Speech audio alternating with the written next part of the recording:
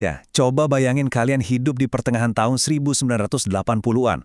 Ketegangan global lagi memuncak, dan di saat yang sama, pemerintah Amerika Serikat diam-diam ngejalanin sebuah operasi super rahasia. Apa yang bakal kita bahas ini bukan sekedar catatan kaki di buku sejarah ya, tapi benar-benar salah satu skandal politik paling meledak di era modern yang sukses bikin Amerika gempar sampai ke akar-akarnya. Gini deh, coba pikirin. Menjual senjata ke negara musuh dan di saat yang sama mendanai perang rahasia yang jelas-jelas udah dilarang secara hukum. Kalau kita dengar sekilas, manuver kayak gini kedengarannya nggak masuk akal banget kan buat dilakuin sama sebuah pemerintahan resmi. Tapi skala operasinya memang luar biasa masif, pakai jaringan global yang benar-benar nggak terendus sama publik atau bahkan lembaga pengawas. Oke, mari kita bedah ini. Kedengarannya persis kayak plot film aksi atau teori konspirasi yang liar banget kan? Tapi dari berbagai sumber dokumen sejarah yang kita kumpulkan, plot gila ini ternyata benar-benar terjadi. Iya, ini bukan fiksi. Ini sejarah yang terdokumentasi dengan sangat jelas, di mana sebuah pemerintahan benar-benar nekat bergerak jauh melampaui batas hukumnya sendiri. Nah, kita masuk ke bagian pertama, dilema komunisme dan Sandra. Yuk, kita lihat gimana dua masalah raksasa ini mengepung pemerintahan Presiden Reagan saat itu. Jadi petanya kira-kira begini. Di satu sisi, ada Nicaragua. Waktu itu, Presiden Reagan yang sangat anti-komunis ngelihat pemerintah sayap kiri Sandinista di sana sebagai ancaman besar. Jadi dia pengen banget ngebantu kelompok pemberontak anti-komunis yang dikenal sebagai Contras. Nah, di belahan dunia lain, tepatnya di Lebanon, ada krisis kemanusiaan yang darurat. Beberapa warga negara Amerika disandera oleh kelompok-kelompok bersenjata yang punya kedekatan dengan Iran. Dua krisis yang benar-benar terpisah, tapi pemerintah AS lagi pusing tujuh keliling nyari jalan keluarnya. Tapi, ambisi Reagan ini nabrak tembok beton. Kongres AS ngeluarin yang namanya Amandemen Bolen.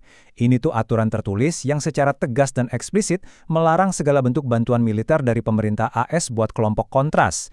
Jadi, secara resmi, tangan pemerintah udah benar-benar diikat sama hukum mereka sendiri. Nggak bisa gerak. Menghadapi dua jalan buntu tadi, muncullah bagian kedua ini. Skema operasi rahasia. Sebuah solusi ilegal untuk masalah yang super kompleks. Dan ini benar-benar menggambarkan dengan jelas gimana skema sinting ini dieksekusi lewat 3 langkah. Langkah pertama, AS secara diam-diam banget ngejual senjata ke Iran, negara yang saat itu jelas-jelas dianggap musuh. Langkah kedua, sebagai timbal baliknya, Iran diharapkan pakai pengaruhnya buat ngebebasin sandera Amerika di Lebanon tadi. Dan ini dia langkah ketiga yang paling bikin geleng-geleng kepala. Sebagian uang tunai dari hasil jualan senjata rahasia itu diam-diam dialihin buat ngedanain pemberontak Kontras di Nicaragua. Sebuah siklus rahasia antara uang, senjata, dan pengaruh politik. Skema inilah yang kemudian dicatat sejarah sebagai Iran-Contra Affair. Sebuah operasi klandestin di mana pemerintah AS secara terang-terangan melanggar kebijakan luar negeri resminya sendiri dan di saat yang sama menginjak-injak larangan langsung dari Kongres. Keberanian atau mungkin kenekatan dari operasi ini tuh asli bikin takjub sekaligus merinding. Tapi ya, operasi rahasia sebesar ini cepat atau lambat pasti ada celahnya. Kita masuk ke bagian ketiga, terbongkarnya skandal dan tokohnya. Semuanya mulai berantakan di tahun 1986 karena satu insiden fisik. Ada pesawat kargo pembawa pasukan senjata buat Kontras yang ditembak jatuh di langit Nicaragua. Jatuhnya pesawat ini tuh ibarat kartu pertama yang bikin seluruh bangunan rahasia mereka ambruk. Media langsung bencar investigasi yang langsung memicu kepanikan parah di Washington sampai ada penghancuran dokumen besar-besaran oleh pejabat terkait. Puncaknya, skandal ini meledak jadi tontonan nasional lewat sidang Kongres yang disiarin langsung di TV. Semua orang nonton. Pas skandal ini ke-expose ke publik, muncullah wajah-wajah utama di baliknya. Yang pertama, Oliver North. Dia ini perwira militer yang bisa dibilang jadi arsitek utamanya. Dia yang ngatur semua logistik dan muterin aliran dana rahasianya.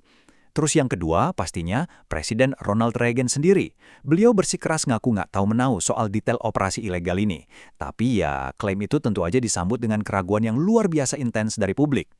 Jadi, poin krusialnya adalah soal dampaknya. Beberapa pejabat pemerintah, termasuk Oliver North, akhirnya dinyatakan bersalah dan dihukum.